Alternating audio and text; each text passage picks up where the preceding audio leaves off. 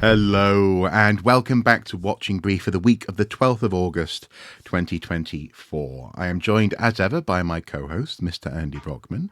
Hello there, Andy. Good afternoon, Marc. How are you? I'm okay. Looking forward to an interesting weekend where we're going to go and see a Batman exhibition in Manchester. Yeah. Holy smoke. Yeah, exactly. Yeah. Pow, biff, bash, bosh. I'm sadly old enough to have seen that in its first UK runs in the late 60s, early 70s.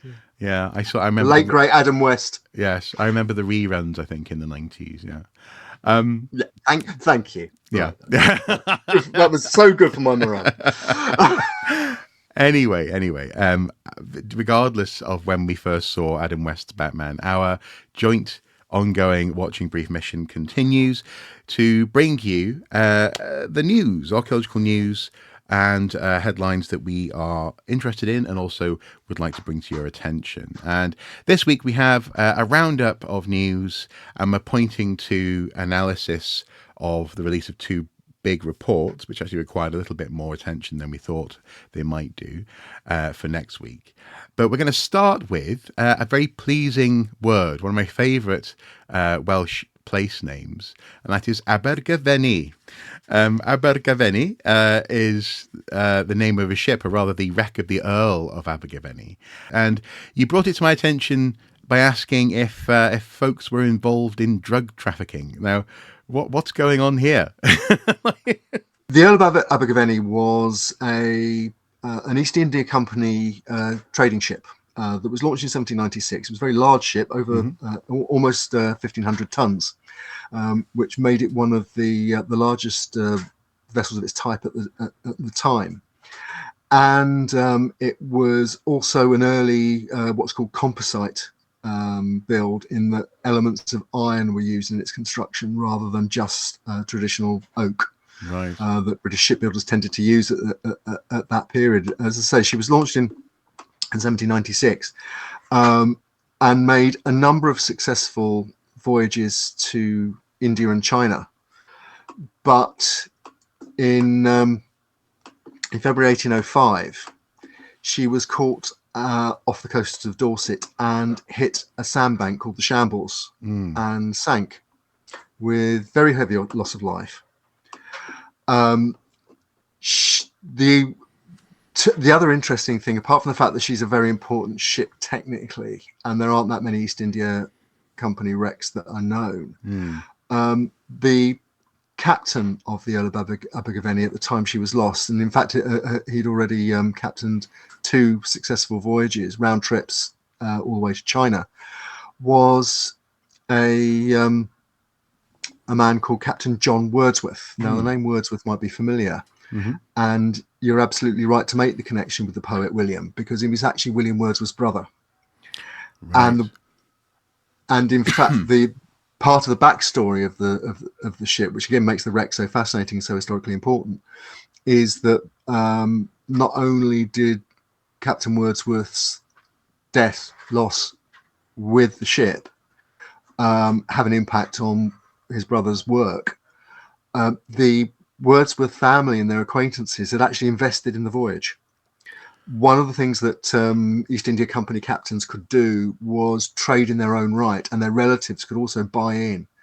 And so obviously it was risky if you sank your savings into a voyage like that at the time, but on the other hand, you could have a very high return.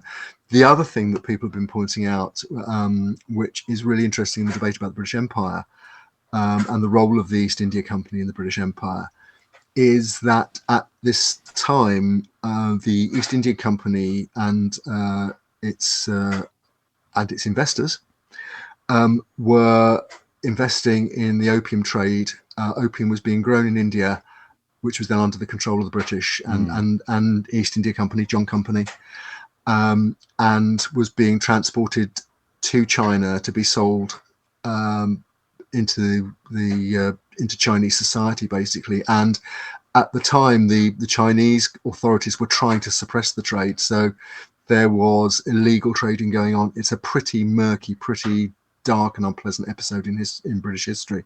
Right. And if you remember back about 50 years, 40, 50 years later, the Opium Wars break out, which is basically an attempt to force open the market to prevent the Chinese controlling the opium trade because it was so lucrative for the Westerners who were involved in it. Yeah, well, yeah, as you say, it's one of those things where Wordsworth is such an evocative family name, and just the way you said, "Oh, have you heard about the shipwreck and drug trafficking?" I was like, "What?" But it makes perfect Yes. sense. Absolutely, yeah. Opium was Yeah. has been an infamously lucrative and unfortunate trade for the British Empire. There's a wonderfully euphemistic paragraph that Duncan Wilson, the chief executive of Historic England, has placed on the record in the Historic England's press release, but announcing that the wreck is now legally protected and you can't dive on it, and you certainly can't remove things from it without without permission. And what Duncan Wilson says is, this wreck has an evocative story to tell about the life and sorrow of one of our most renowned poets, William Wordsworth. But it also has an important place in this country's shared maritime history, and how the East India Company's fleet made its impact across so much of the world. One of those impacts being doing untold damage to Chinese people through the making available a really powerful drug. Yeah, yeah. Yeah, and then of course that has implications for the history of Hong Kong and so on and so forth. Yeah, Absolutely. Well, that's one interesting connection to Wales. Another one is actually one that's just been severed, apparently, in the shape of the altar stone at Stonehenge. For lots of people, this is being reported as a great disappointment, a loss for Wales and a gain for Scotland. It is apparently bittersweet, not least for the young Welshman involved in this report. Mr. Anthony Clark, who is from Pembrokeshire himself, although he works and is studying in Western Australia, is part of the team that conducted a petrographic as opposed to a petrological, where it's sort of looking at the composition of rock as opposed to the chemical quality of a rock. Analysis of the altar stone at Stonehenge, a great big 6-ton huge chunk of stone that was seemingly part of the monument at around about the same time that the so-called blue stones were brought from Pembrokeshire to the Salisbury Plain. But now it's been shown that actually the altar came from the better part of 500 miles away. I think 434 miles, or essentially 700 kilometres away in northern Scotland. And what's interesting is that first of all, this is one of those rare instances where, for those of you at home who are archaeology news nerds, where which is our entire viewership. Where typically archaeologists and the word baffled go hand in hand. So archaeologists are baffled, throw their hands up in the air, scratch their heads, hop around on the spot, baffled. Whereas typically when the word science or scientist is used, it's used even when describing archaeologists as a word that denotes and is connected to confirmation or a discovery which is adding to knowledge of a place or space or people or artifact. And I must make clear here, actually, that the fact that we're discussing this and the whole issue of bafflement among archaeologists, we are absolutely not asking you to go to Marc's Etsy store and buy the archaeologist baffled badge, which is absolutely brilliant and which is available there for a very reasonable cost. It is, yeah. Thank you. Diolch yn fawr.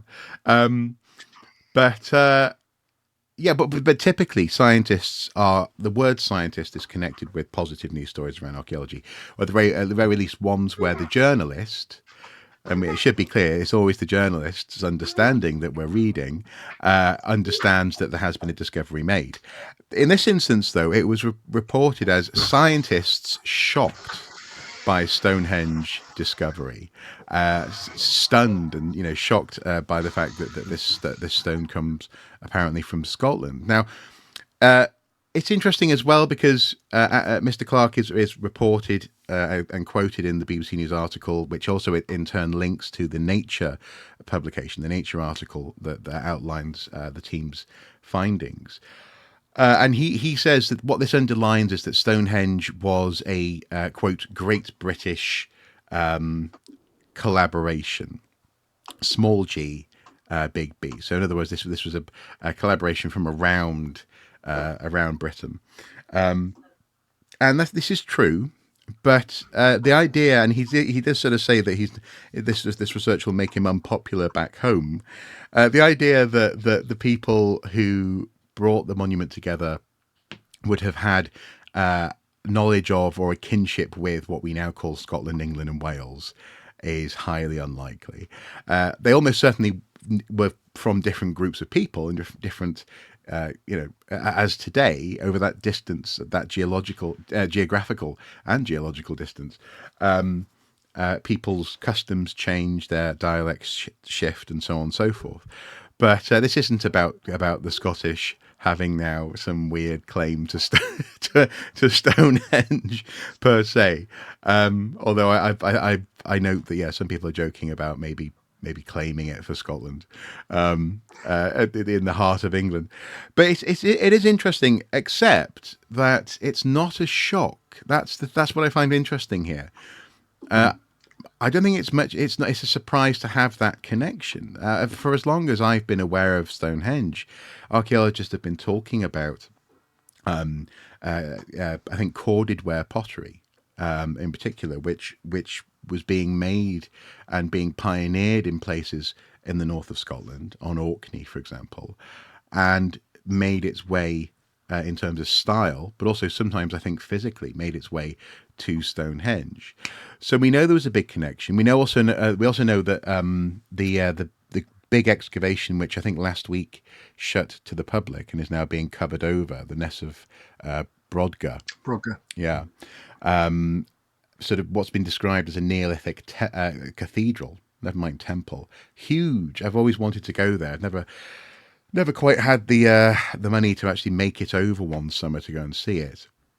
But we know that for Neolithic people, actually travelling around Britain by boat up the coast to Orkney, maybe from the continent and from further afield, was probably easier than it was to walk across the island, because the island was so heavily forested. So in some ways, it's not a shock, it's not a surprise that Stonehenge might have a connection with the north, or with an area in the north of Scotland. Just for folks at home, I'm sure you're aware of this, but Andy has a wonderful granddaughter, AC, and for reasons of time, we are constrained today to include her in the background. So just if you hear that every now and then, everything's fine. She's being looked after. Absolutely. Yeah. But what do you make of this story in terms of? I mean, again, it's Stonehenge. Stonehenge is always in the news, I guess. But I don't know. Were you surprised by it? Because I remember this going, and when I saw it. Yeah, I think what's really interesting about this, it's interesting on a number of levels. And again, kudos to the team who have done this research, because it's there, and to Nature, the publisher, because it's there on an open access document, so people can read the full academic paper and methodology alongside the media coverage, which has been extensive and probably fully justifies Nature's decision to make it open access rather than put it behind a paywall, because no doubt their article's getting a lot more traffic than it would have done had they just stuck it behind a paywall and put it out through academic sources, the usual academic suspects. It's interesting on a number of levels. One is that, for archaeologists, the idea that, again, I'm not going to use the modern names, Scotland, Wales, England. They didn't exist for thousands of years after this happened. No. So it's really important to remember that we're talking about the British Isles in prehistory, and that there were links between the north, south, east and west, actually, of the British Isles in prehistory, let alone across the Channel and across to Ireland, what's now Ireland. the island of Ireland. And further afield, we know that people were And further afield, northern mining Spain is tin. talked about. Well, Yeah, and the absolutely. Middle East, people coming from what And the is now Middle East. Tel Yeah, Aviv. yeah, Yeah, yeah. Yeah, exactly. yeah. So the idea that these were isolated barbarians with a very low level of culture and cultural understanding and so on is absolutely for the birds. This has been known for decades. What's nice about this piece of work is that it just adds to the complexity of what Stonehenge actually is as a physical monument. And again, what struck me reading it, and reading the responses to it actually in archaeological media and archaeological Twitter sphere and so on, is that the paper is pretty secure. People are very comfortable with the methodology and so on, and accepting that, yep, they've got it right. This is old red sandstone from the north east of what is now Scotland, possibly into Orkney. It's certainly 450, 500, maybe a bit more miles away from the site of Stonehenge on Salisbury Plain. Yeah. There has been some pushback on the idea that this was actually moved physically by people at the time, deliberately to be placed at Stonehenge. There's been some suggestion from a few, not by far from the majority, but by a number of authorities, that this may be what's called a glacial erratic. Yeah. Something that was a stone that was moved by glacial action at some point, probably in the last million years or so, from an origin in the northeast of Scotland, Orkney, down to southern Britain, and it's a known phenomenon. In fact, it's a known phenomenon with some of the stones at Stonehenge. But I think what most people seem to be accepting is that given the known cultural links that we talked about just now, including relatively recent work which suggested, for example, that as well as artifacts being moved north, south, northeast, west, east, and so on, animals may have been droved or brought, or animals which had a genetic origin, isotopes, an origin. Isotopic analysis suggests they had an origin in, again, northern Britain, the northern British Isles, were turning up in sites in secure archaeological contexts for the late Neolithic at Stonehenge. So to have this, the idea that a stone, and again, 6 tons sounds like a lot, but actually, if you've got the right kit and the right number of people, you can move something that weighs 6 tons. Not relatively easy. It takes effort, but you can do it. And in fact, particularly if you move it by water. And know that there were sophisticated boats capable of carrying quite heavy cargoes that were available to people at that period as well. So it's entirely possible that it could have been moved. Mike Pitts, authority on Stonehenge, has argued that he favours a land route because it would enable the communities along the way to take part in a major community effort. It would help. That's not the only land route that he favours. We won't go there. We've done that. We've done that. The Chancellor put that one to bed a few weeks ago. We're not going there again until it gets revived again, as no doubt it will at some point. No, true. That's the Stonehenge we're talking about there for our viewer who isn't quite sure. Mike and Highways England, actually, bedfellows on that. Anyway. Yeah, that's a whole other story. When Mike talks about Stonehenge and the archaeology of Stonehenge and so on, he's a very well informed, very strong, well informed voice, and it's something he's made a study of for a long time.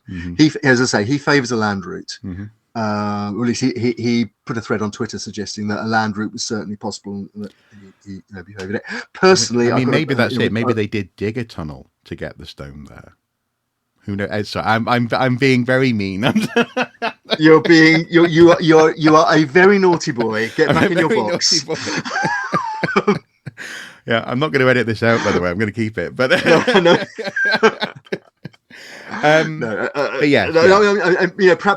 Perhaps there was a late Neolithic equivalent of Elon Musk who dug a tunnel. And there was a high-speed stone transport.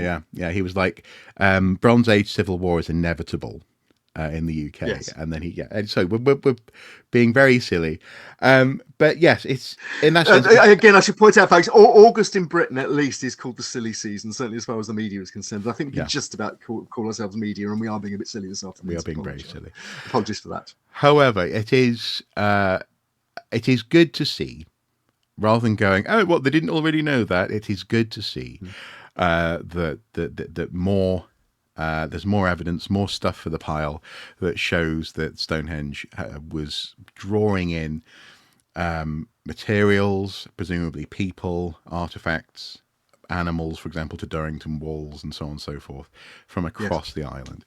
But what's or the islands? But what's interesting for me is the way that in the Neolithic mind, it's almost like you could flip Britain upside down. You know, this is long before London was a wink in anyone's eye, or a twinkle in someone's eye.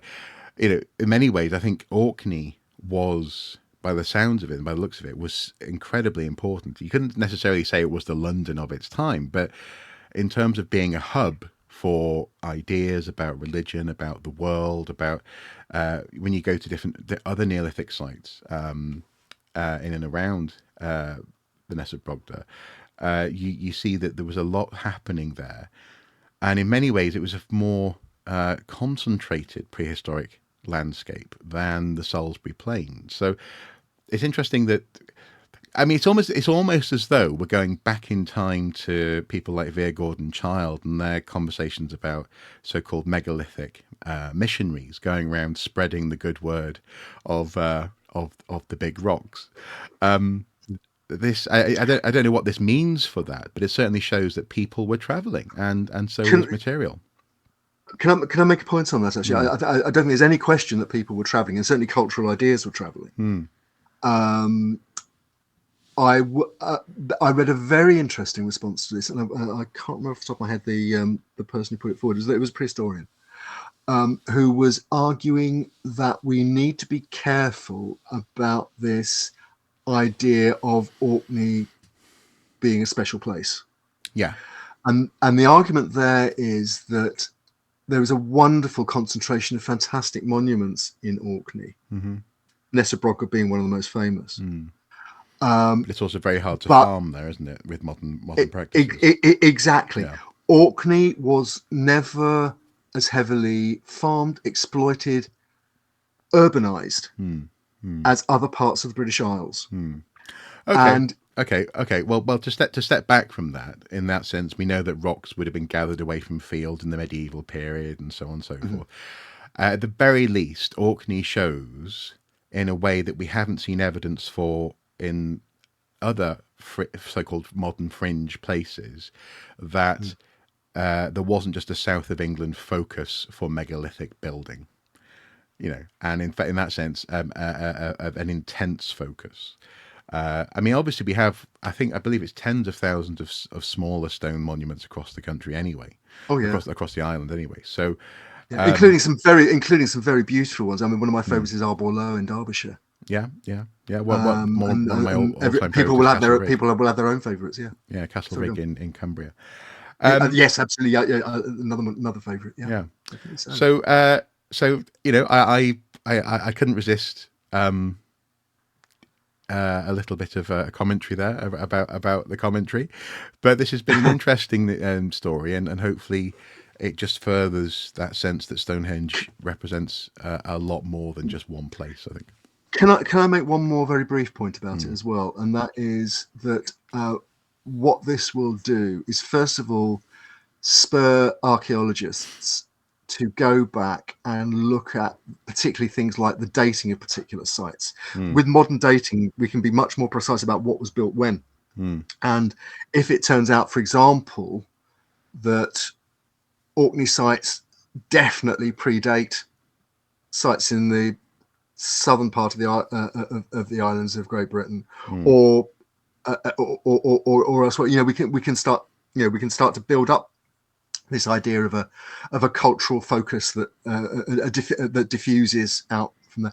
Yeah, and what's the relationship with Brittany, for example, as well? Yeah, precisely. I mean, funnily enough, my son and his partner are over in Brittany at the moment. In fact, only a couple of days ago, visited Karnak. Oh, nice. Okay. Mm-hmm. Yeah, and again another world famous site and a fabulous survival from prehistory.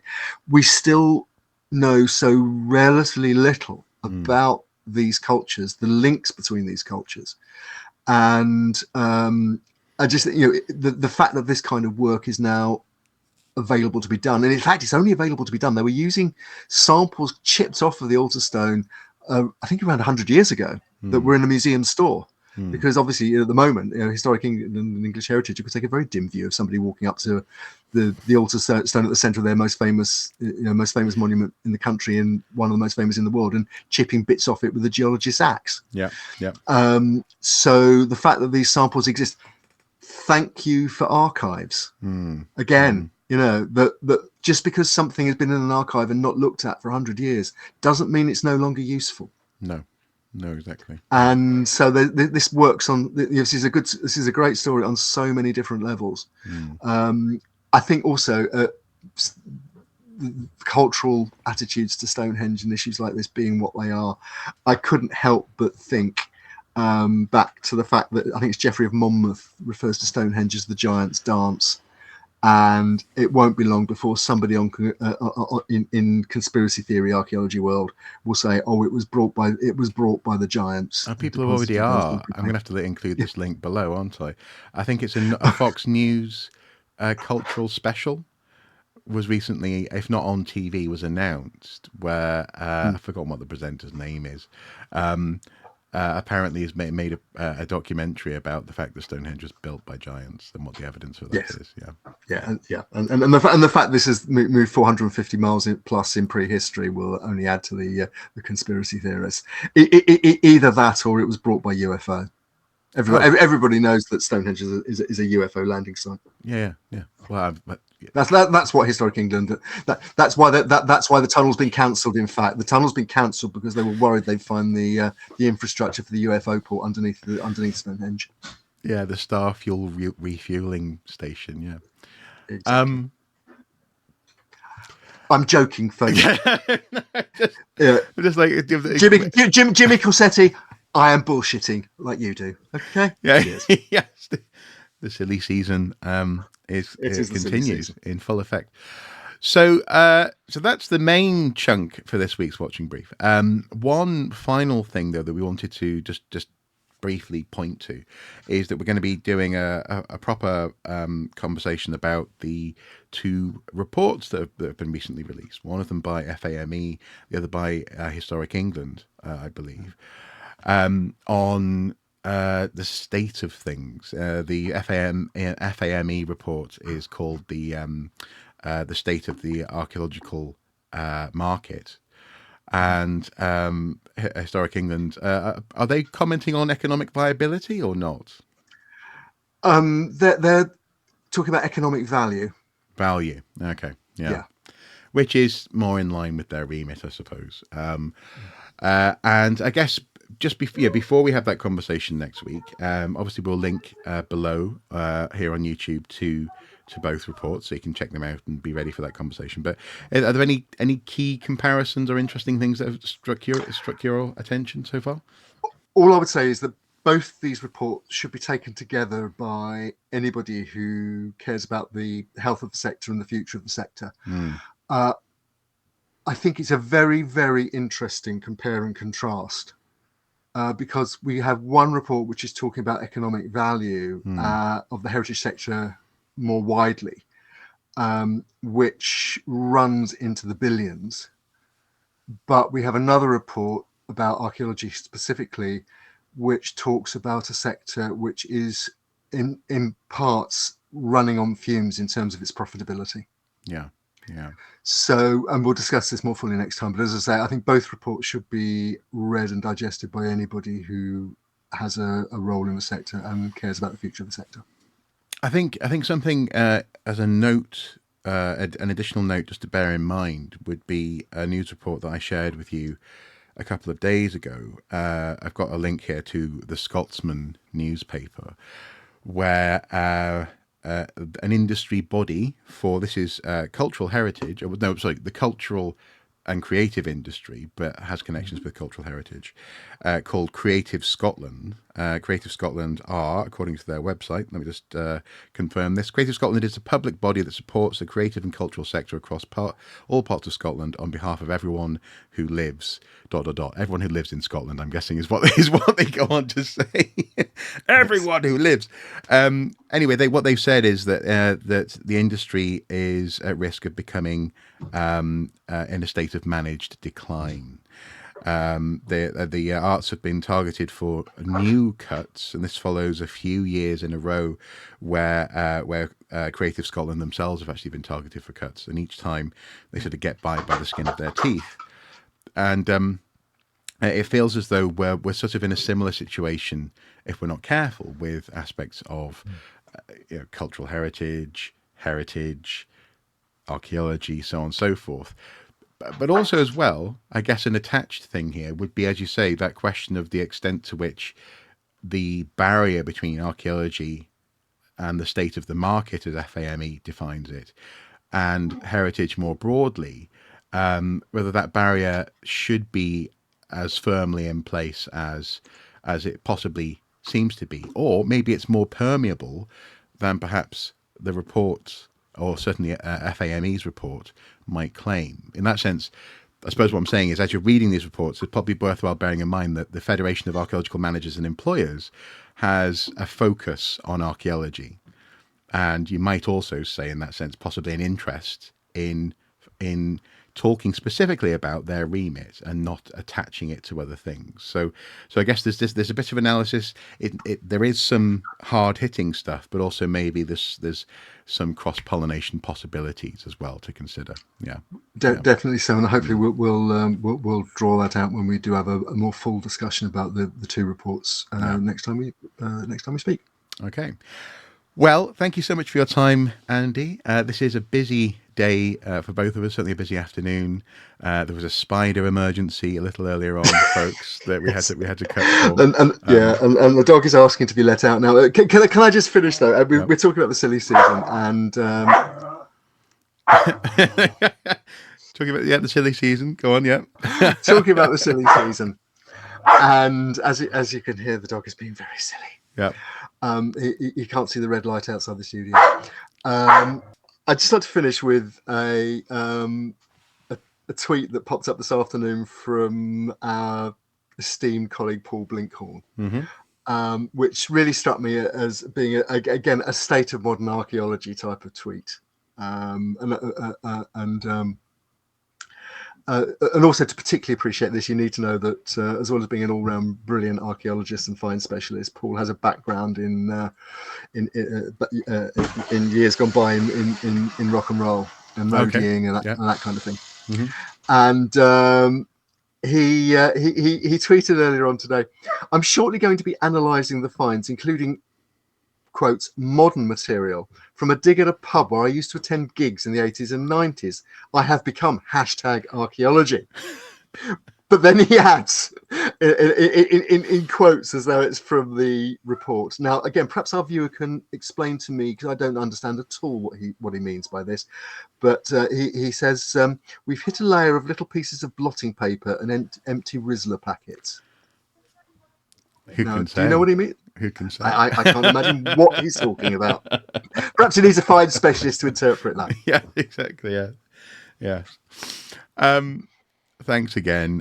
Thanks for everyone at home watching. Thank you for apologies, moderate apologies for the life that's happening around us. But it's the summer, it's okay. And do comment below, add to the conversation that we've already had. If there's anything that you wanted to keep an eye on or to look at in upcoming episodes, let us know. Email is on screen. Our DMs are open, and Andy has confidential means of contacting him on the Pipeline website. Look on the page. Look, there's a page called "Tip Us a Story." There you go, tip us a story. And speaking of tipping, definitely feel free to check out Andy's Ko-fi page or Ko-fi page, and or the Patreon account where there is a strand specifically to support the ongoing Watching Brief and our related costs and endeavours. And there's the Etsy store where you can buy the Baffled Archaeologist Baffled badge. Archaeology badge. Baffled. Yep, absolutely. Anyway, guys, until next time, do take care. And yeah, we'll see you next time with that economic analysis, I think. Yeah. Bye.